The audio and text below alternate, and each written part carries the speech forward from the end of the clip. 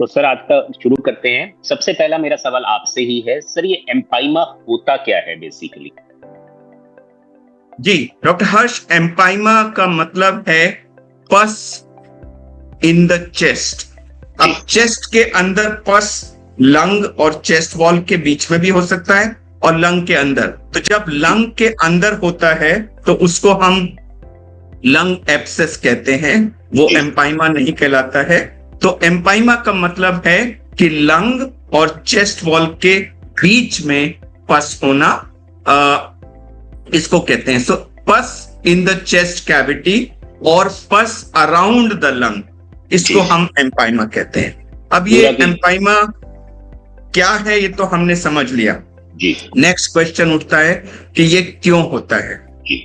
तो उसके लिए मैं छोटा सा आपको पहले चेस्ट की एक प्रक्रिया समझाऊंगा कि जो हमारी चेस्ट वॉल है, जिसको हम छाती की वॉल कहते हैं, जिसमें पहले बाहर स्किन होती है, फिर फैट होता है, फिर उसके नीचे मसल्स होते हैं और उसके नीचे कुछ 12 पेयर रिब्स होती हैं और उसके अंदर जो है वो एक लाइनिंग होती है जिसको हम पैराइटल प्लूरा कहते हैं।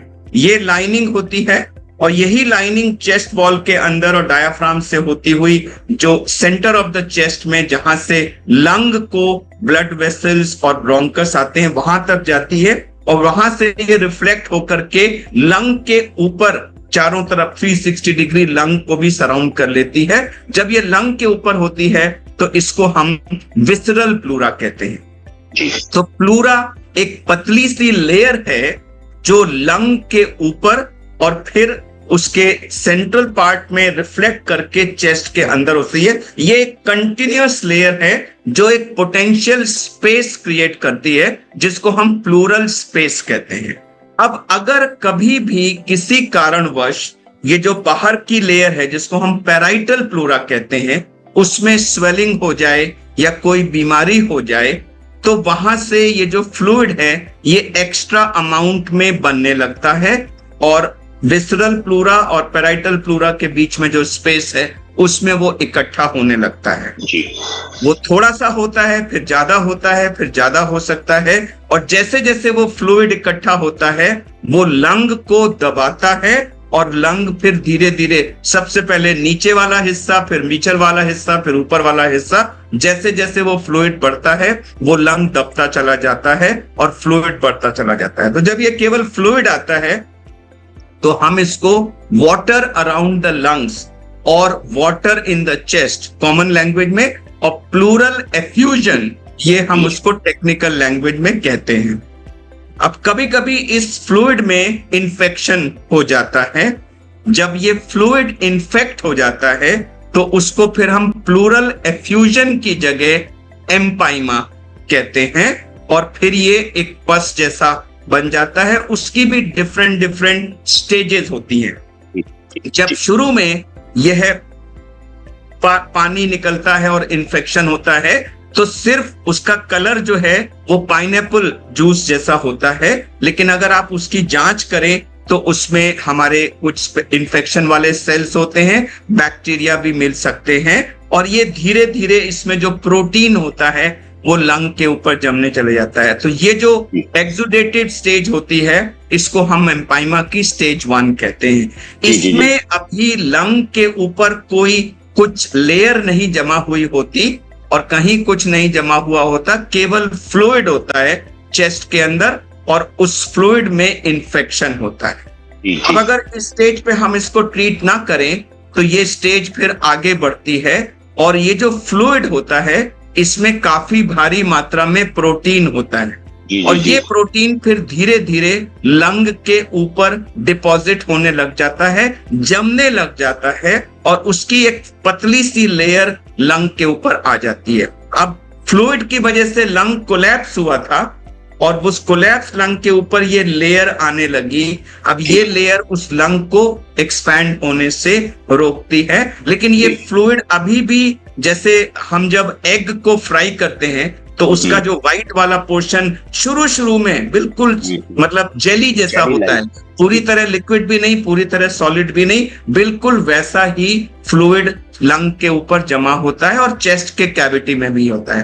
तो ये उसकी एक फिब्रिनस स्टेट कहलाती है, जिसको हम स्टेज 2 या फिब्रिनस स्टेज ऑफ एम्पाइमा कहते हैं। तो पहली स्टेज 1 होती है जहां खाली फ्लूइड लीक करता है और इन्फेक्टेड फ्लूइड कैविटी में होता है, कहीं कोई लेयर नहीं जमा होती है, ये एक्सुडेटिव फेज है या स्टेज 1। दूसरी हुई जब वो प्रोटीन के फ्लॉक्यूल्स लंग के ऊपर जमा होने लगे, जिसको हम स्टेज 2 या फिब्रिनस स्टेज कहते हैं। और जब ये बहुत दिनों तक अगर ये ट्रीट ना हो तो वो जो छोटे छोटे वो फ्लॉक्यूल्स होते हैं वो एक लेयर के फॉर्म में कन्वर्ट हो जाते हैं, जो हम कुछ समय के बाद एक वीडियो में दिखाएंगे। और वो लेयर फिर लंग के ऊपर जम जाती है और उसको हम स्टेज 3 या फाइब्रस स्टेज ऑफ एम्पाइमा या स्टेज ऑफ ट्रैप्ड लंग भी कहते हैं। अब ये वर्ड ट्रैप्ड लंग, ट्रैप का मतलब आपने किसी को फंसा दिया, तो ये ट्रैप्ड लंग क्यों कहते हैं मैं आपको फिंगर के एक्शन से दिखाता हूं।